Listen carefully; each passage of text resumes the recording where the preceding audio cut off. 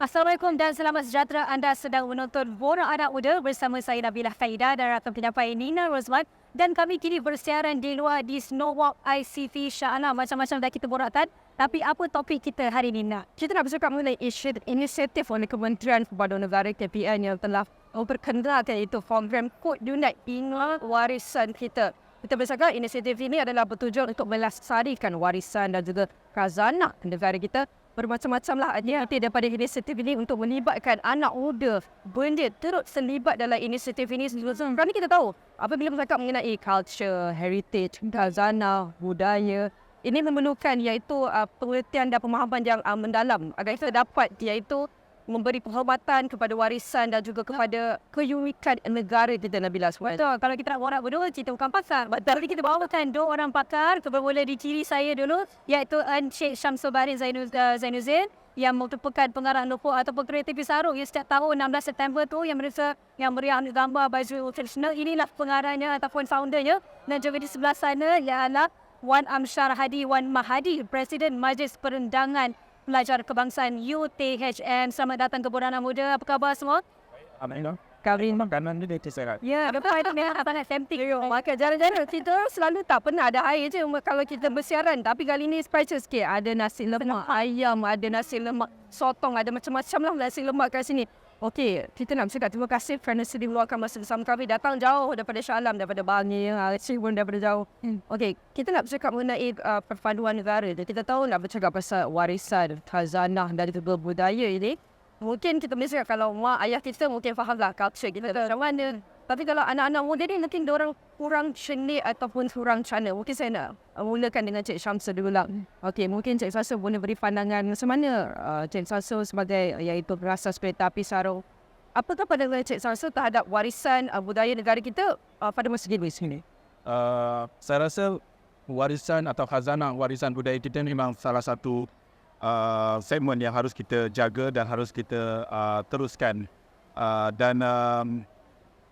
Anak muda, berkaitan dengan anak muda. Sebenarnya anak muda mereka nak bersama-sama ataupun mereka nak tahu tentang khazanah warisan dengan adanya program-program yang kita jalankan ataupun yang dijalankan oleh pengusaha-pengusaha program ataupun event organizer dan sebagainya.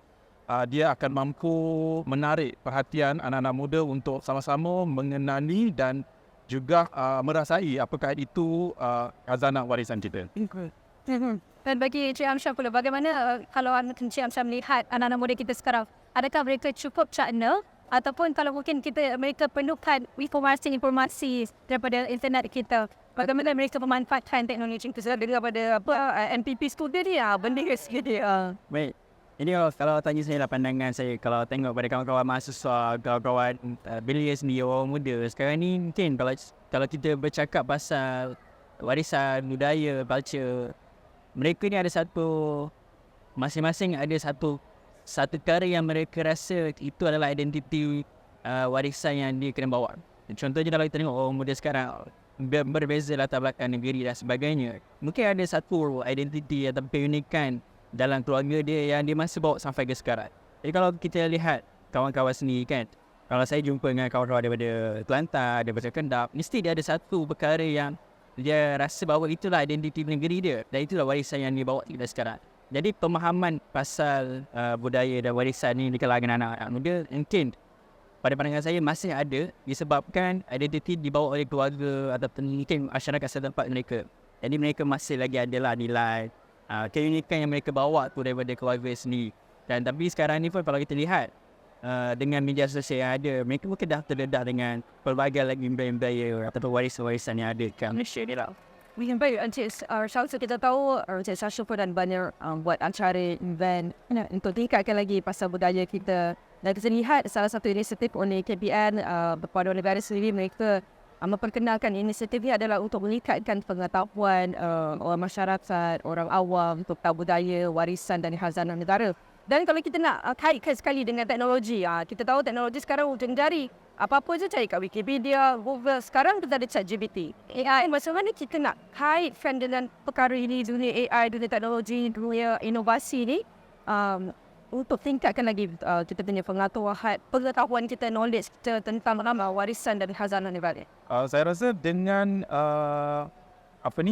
keluasan social media yang kita ada sekarang ni, rakyat Malaysia 34 juta. Okey, yang connected ke teknologi internet khususnya 96%. Ramai tu. Ramai. Semua orang dah connected, almost 100% dan sudah connected. Jadi sebenarnya kita tak ada masalah untuk kita sebenarnya menyalurkan informasi-informasi berkaitan dengan khazanah warisan budaya kita kepada rakyat Malaysia sebenarnya. Cuma cabarannya adalah bagaimana dan apa kepada siapa, daripada siapa, dan macam mana cara kita nak menyalurkan informasi ini. Kita dah ada platform yang dah sangat canggih dah sekarang, social media. IG, Facebook, TikTok. Kata semua orang dah connected. 98% rakyat Malaysia connected ke internet. Jadi apa lagi yang soalan itu kita kena bincangkan. Dah bercakap pasal persoalannya, kita tanya pula persoalan ni. Macam Puan Pijan ni, kita tak banyak sangat content creator sekarang, influencer. Diorang dah mainkan peranan diorang. Tapi mungkin dari segi konten itu sendiri, kita nak konten yang bermanfaat. Tapi at the same time, kita tak nak buat konten tu boring. Wah, serius. Jadi konten bentuk bagaimana untuk tersampai kepada anak muda supaya mereka faham tentang ini warisan kita. Baik, kalau bercakap pasal konten lah, even saya sendiri sebagai orang muda, kita kadang-kadang bila tengok TikTok, Instagram, kadang-kadang kalau benda-benda konten tu bersifat formal, ayat je panjang, langsung tak ada sense of humor, kadang-kadang kita pun rasa boring. Itu realiti hari ni yang berlaku. Jadi kalau soal konten, saya rasa mungkin satu kaedah yang mana content creator ni boleh sampaikan dalam bentuk interaktif, yang mana kalau buat konten tu anak-anak muda akan tertarik. Biasanya kalau kita tengok konten-konten sekarang lah, banyak yang jenis bersifat humor, at least ada something yang trigger diorang untuk tengok benda tu. Mesti ada satu catchy punya words yang digunakan dalam konten, use of the content. Ya, ada something cliche. And then ada mungkin satu ikon daripada dalam video tu sendiri yang menarik minat orang nak tengok kepada konten tu. Contoh macam kereta api sarung dulu, saya pernah ingat. Orang duk post ramai orang pakai sarung dekat Kuala Lumpur. So mesti orang akan tertanya apa yang sedang berlaku. So maybe itu yang trigger orang tu tengok konten tu, apa yang menarik. So kadang-kadang saya rasa benda-benda ni lah yang kita kena mainkan peranan, nak make sure anak-anak muda, golongan-golongan belia ni minat dengan nak tengok konten-konten yang bersifat warisan, bersifat kadang-kadang kita sebut pasal warisan budaya ni benda yang orang tak nak. Betul. Tak nak dengar. Jadi kaedah penyampaian tu lah mungkin.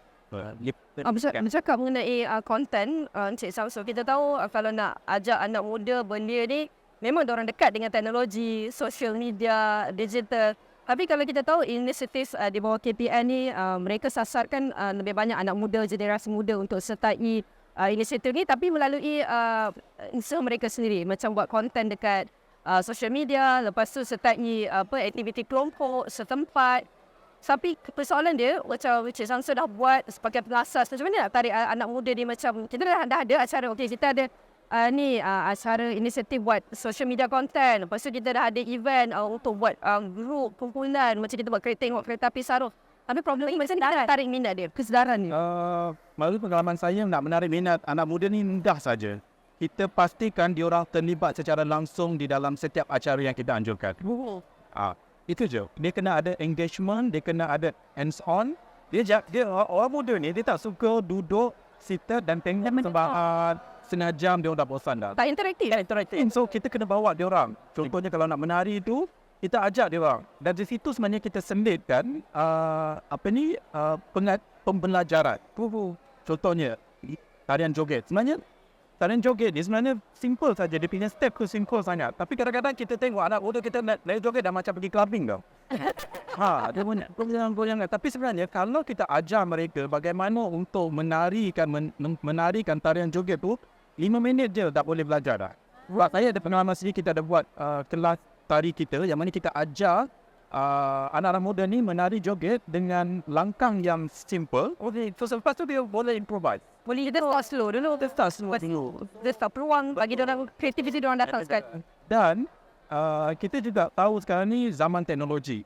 So semua anak muda, bukan anak muda sajalah, semua orang saya suka untuk post benda-benda yang menarik di social media, OOTD contohnya. So kita gunakan apa kesukaan mereka dan kita buat aktiviti mengikut kesukaan mereka.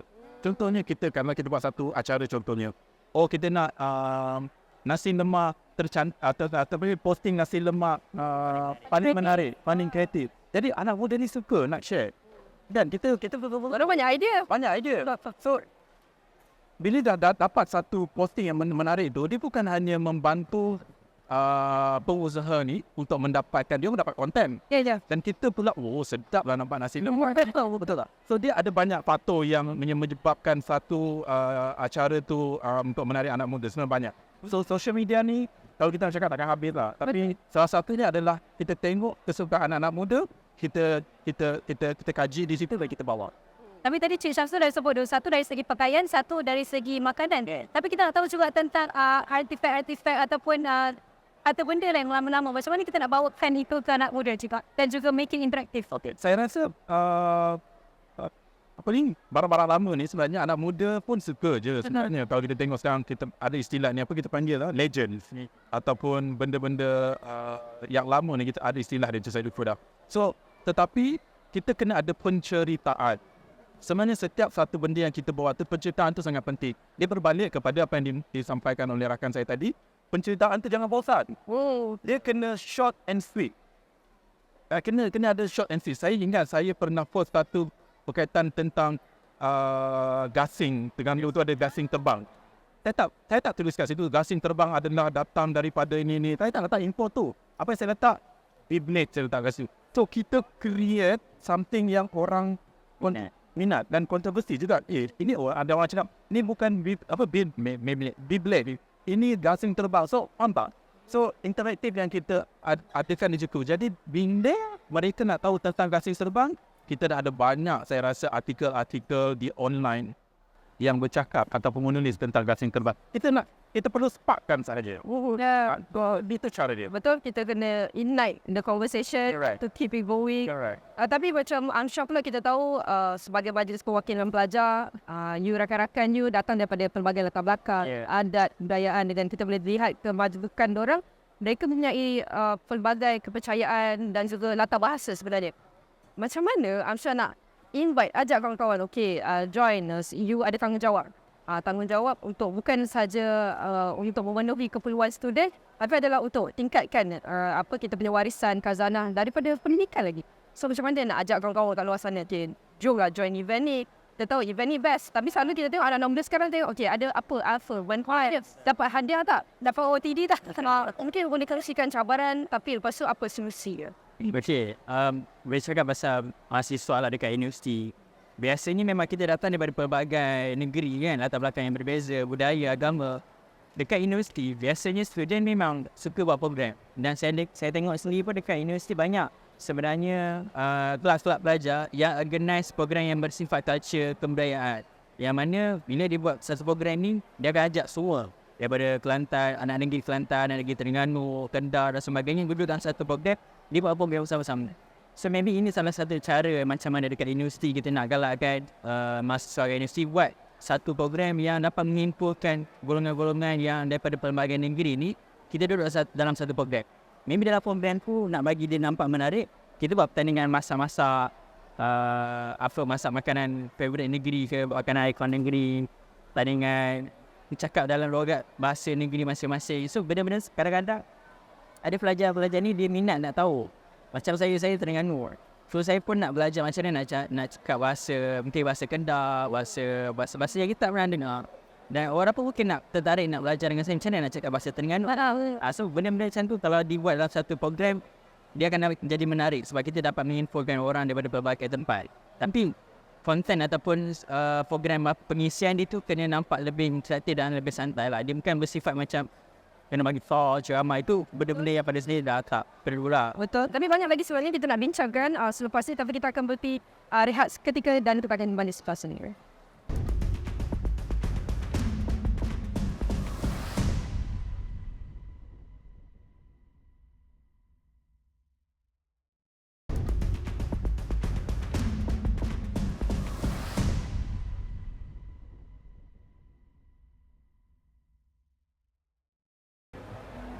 Baik, bertemu kembali dalam Borak Anak Muda. Kalau sebelum rehat tadi, Encik Amsyar kita dah cakap pasal bagaimana kita nak menyatu padukan orang ramai terutama dalam kalangan student.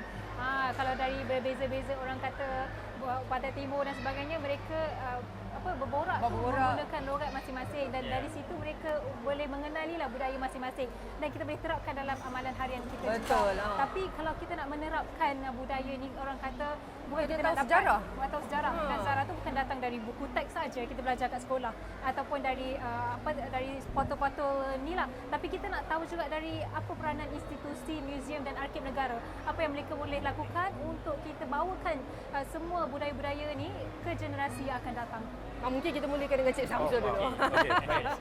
Kebetulan saya baru je pergi melawat Arkib Negara. Dapat info sikit kan. So I think ini sangat menarik. Sebenarnya Arkib Negara ni memang penyimpan khazanah yang sangat, saya rasa yang sangat berharga lah. Dan saya rasa mereka sendiri pun bukan tak tahu, mereka tengah mencari kumpulan-kumpulan ataupun bagaimana cara nak menyalurkan. Okey, mereka sebab tu dia sebenarnya nak membuat sesuatu tu kita kena ada satu kumpulan, komuniti ataupun kita panggil bekerjasama. Okey, baru kita dapat menyalurkan sesuatu tu dengan lebih berkesan. Contohnya Arkib Negara menyimpan khazanah ni semua. Tapi siapakah yang boleh membantu mereka untuk menyalurkan khazanah ini dengan cara yang lebih interaktif, yang lebih kekinian. Social media Kena update. moden. Mereka tidak ada kepakaran ni. Jadi kepakaran ni kena datang daripada orang luar membantu. Tapi mungkin orang luar yang mempunyai kepakaran ni pula tak tahu di mana sources. Nak cari benda ni tak ada. So kita kena ada banyak kena akan adakan banyak discussion ataupun perbincangan ataupun buka peluang kepada kumpulan-kumpulan komuniti di luar sana, NGO komuniti di luar sana, student contohnya. Student sangat memerlukan bahan-bahan ni untuk kajian, untuk research, untuk PhD dan sebagainya. Tapi yang paling penting di dalam kehidupan sekarang, benda tu haruslah disampaikan dalam bentuk yang lebih ringan. Sebab saya rasa setiap contohnya tentang sarung contohnya, ada banyak penulisan tentang sarung-sarung yang ada di Malaysia. Tapi bagaimana kita nak menaikkan sarung ni? Dia kena ada acara, dia kena ada social media yang mewar-warkan, yang membuat dia nampak banyak di social media. Bila kita swipe sarung, tapi macam mana cara kita nak buat? Acara tu kenalah acara yang mudah didekati oleh golongan ataupun anak-anak muda. Tapi yang paling penting kita jangan melupakan isi dia. Isi itu memang sangat penting sebab kita nak mempertahankan atau nak menyebarkan, kita kena ada isi yang betul. Macam saya sendiri, kita ada banyak benda yang kita tidak tahu tu. Mungkin kepakaran saya untuk membuat satu event yang trending, yang viral. Tetapi isi itu saya dapatkan daripada semua komuniti-komuniti, kumpulan-kumpulan komuniti yang bekerjasama dengan saya untuk menjalankan acara tersebut. Dia tak habis itu saja tahu sebenarnya. Apabila kita bekerjasama dengan banyak komuniti dan kita memberi mereka satu tanggungjawab. Oh, this is event kita bersama. So dia akan rasa belonging, ada sense of belonging kepada sesuatu perkara itu. Jadi mereka akan menjalankan dia dengan rasa yang mudah dan tidak ada rasa paksaan. Dan pernah dengar kan, bila kita buat sesuatu dari hati, dia akan jatuh ke hati. Saya rasa itu yang patut kita buat. Bila kita buat sesuatu dari hati, dia akan jatuh ke hati dan benda tu akan senang untuk disebarkan dan orang akan share. Viral, orang lagilah seronok tengok viral. Orang nak datang. Tapi itu tentang isi. Itu tentang isi daripada institusi yang berkaitan. Tapi kita nak cakap juga tentang sebab saudara saya katakan museum sekarang orang kata semakin kurang mati. menarik. Semakin mati sebenarnya, nak tutup sebenarnya. Jadi macam mana kita nak orang datang museum itu sendiri instead of kita bawa isi daripada museum tu keluar. Okey, itu cara dia social media. Tapi kita nak tanya anak muda. Anak muda, okay, kita tahu daripada buku teks ni, kita dapat tahu teori lah. Sebagai pelajar pun kita tahu, kita dapat tahu teori, kita dapat tahu sejarah. Tapi kita pergi museum, kita pergi arkib ni adalah antara pusat rujukan untuk kita tengok history come to life. Tapi you sebagai pelajar anak muda, mungkin cakap lah kita dah ada social media lah macam Cik Zaza, kita dah promote dah dekat ni, dekat social media. Apa yang sebagai anak muda belia, apa yang korang perlukan lagi untuk menarik lagi golongan-golongan belia generasi muda datang ke pusat rujukan seperti museum, seperti arkib-arkib ini? Apa peranan yang korang main? Mungkin komoditi seperti yang Encik Samsul kongsikan, bagaimana? Pertama pasal arkib tadi, saya pun baru pergi arkib negara. Semua baru pergi museum lagi. Saya Itu macam belum. 2 hari lepas saya pergi hantar dokumen lah asalnya. Tapi ala-ala saya hantar dokumen tu, saya sempat lah tengok kawasan-kawasan tu kan. Maksudnya dari segi apa yang dia ada kat situ, tempat-tempat simpan barang-barang artifak sejarah semua. So saya sempat pergi masa tu, saya tengok tadi dia apa yang ada, apa yang menarik kat sini. Dia kat director dia tu banyak benda-benda yang menarik saya tengok. Tapi orangnya tak ada. Maksudnya arkib negara tu ada, tapi kunjungan orang terhadap tempat tu mungkin lagi kurang lah. Saya juga pernah pergi Museum Negeri Sarawak. Okey, ini apa yang menarik yang saya boleh kongsikan. Macam museum negara kita, daya atraktif dia mungkin dah slow sikit lah sekarang, orang dah tak ramai pergi. Tapi saya tengok dekat Museum Negeri Sarawak, sebenarnya ramai pengunjung yang pergi. Sebab dalam museum tu dia buat kaedah penyampaian dia memang interaktif, fully interaktif. Penyampaian dia semua digital. Kalau kita masuk dalam Museum Negeri Sarawak tu, contoh dia ada satu pameran purba dia kan. Kita tak perlu baca dekat situ, dia akan keluarkan satu interaktif video show kepada kita, dan kita juga boleh interact dengan benda-benda yang ada kat situ. Contoh sekarang ni zaman teknologi, macam saya pergi kat sana, saya macam slide tangan macam ni, dia akan detect kita punya motion tu. Dia akan keluar buku-buku, dia akan select sendiri dengan kita interact dengan perkara yang ada kat situ. So ini antara salah satu yang saya nampak cara yang kita nak attract orang untuk datang lah, dengan kaedah kita mengaplikasikan teknologi. Ini side of pendidikan sikit lah. So maybe untuk involve ataupun untuk kita make sure apa-apa yang ada, arkib negara ke museum negara, artifak yang kita ada, macam mana nak sampai kepada orang adalah untuk kita menginovasikan dia, guna pakai teknologi yang ada ni, make it more fun, make it more interactive to person lah. Macam Museum Negeri Sarawak tu saya salute sebab orang ramai pergi, sebab penyampaian dia lebih interaktif, dan orang budak-budak sekolah pun dia minat pergi sebab dia nampak like dunia yang berbeza, dunia yang disuka. Bukan macam museum sekarang ni lah, masuk suram, kadang dia macam mungkin agak macam tu lah. Tapi Masa pusing tapi tak dapat pengisian dia. Yes, point saya adalah macam ni, kita nak bagi situasi tu hidup dengan teknologi sedia ada. Nampak yang lebih moden lah. Itu satu. Satu lagi pasal pendidikan di universiti. Sebenarnya banyak universiti yang dah ada teknologi ataupun buat produk-produk advance menggunakan teknologi yang mengkaji sejarah-sejarah. Saya ambil contoh UNIZA, dia ada buat sejarah pasal batu bersurat di Terengganu. Tapi dia dokumentasikan menggunakan teknologi, menggunakan AI punya sistem. Kita scan, dia akan keluar dekat phone. Kita boleh baca, dia boleh siap keluar video. Benda-benda tu menarik. Dan kita tak perlu nak baca satu-satu. Dia adalah kaedah interaktif yang dia buat tu. So itulah antara saya rasa perkara-perkara yang mungkin kerajaan boleh fokuskan macam nak tarik orang lebih ramai melawat. Betul, kita pun tinggal beberapa minit saja, tapi mungkin saya nak tanyakan kepada Encik Samsul dululah. Kita tahu seperti inisiatif Kerajaan Perpaduan ni membuat macam program ini warisan kita. Encik Samsul pun ada buat kita bercakap kereta api sarung. Bila Hari Malaysia tu kita nampak lah orang pakai macam-macam bergaya, stylish. Kadang-kadang ada sampai bawa makanan tu untuk tunjukkan kita punya warisan. Tetapi kita tahu perkara-perkara inisiatif ni akan memberi kesan langsung, sebab kita tahu kesan langsung kepada alam sebelum jadi. So macam mana kalau kita nak buat event-event macam ni tanpa memberi kesan langsung yang buruk? Kita nak kekalkan, nak maintain ekosistem sebelum jadi. Tanpa mencemarkan alam sebelum jadi kita. Okey, saya suka statement daripada Encik Amsyar tadi berkaitan dengan jati diri rakyat Malaysia ni bila nak mengekalkan khazanah tu daripada makanan. Sebab kita bawa makanan itu paling dekat. Yes, betul. Saya sendiri pun kalau saya orang Sarawak, saya suka laksa. Yeah. Okey, itu dah. So kita bawa benda yang dekat dengan diri kita dahulu. Okey, itu satu cara yang pertama. Yang kedua adalah untuk macam mana cara kita untuk mempelbagaikan tapi dalam masa yang sama tidak merosakkan keistimewaan atau keunikan setiap makanan tersebut. Macam hari ini kita nampak ada banyak jenis nasi lemak dekat sini. Saya rasa setiap nasi lemak tu mempunyai cerita dia masing-masing. Nasi lemak tak boleh nak pergi jauh lah. Dia kena ada sambal, dia kena ada nasi dia, kena ada telur dan dia punya timun dan sebagainya. Tetapi penceritaan di setiap nasi lemak itu sebenarnya yang memberi warna kepada nasi lemak itu sendiri. Jadi penceritaan tu sebenarnya sangat penting lah. Macam tadi kita cerita tentang nasi lemak wak kentut. Macam wow, wak kentut. Macam mana ni nasi lemak kentut ke? Apa efek dia? Sebenarnya, nama tu saja yang dipopularkan oleh wak kentut. Tapi dia jadi viral dan sebagainya. Sebenarnya penceritaan lah. It's always about narrative kepada sesuatu perkara itu. Itu yang sangat perlu kita tekankan. Kita dah ada dah platform social media. Kita dah ada dah.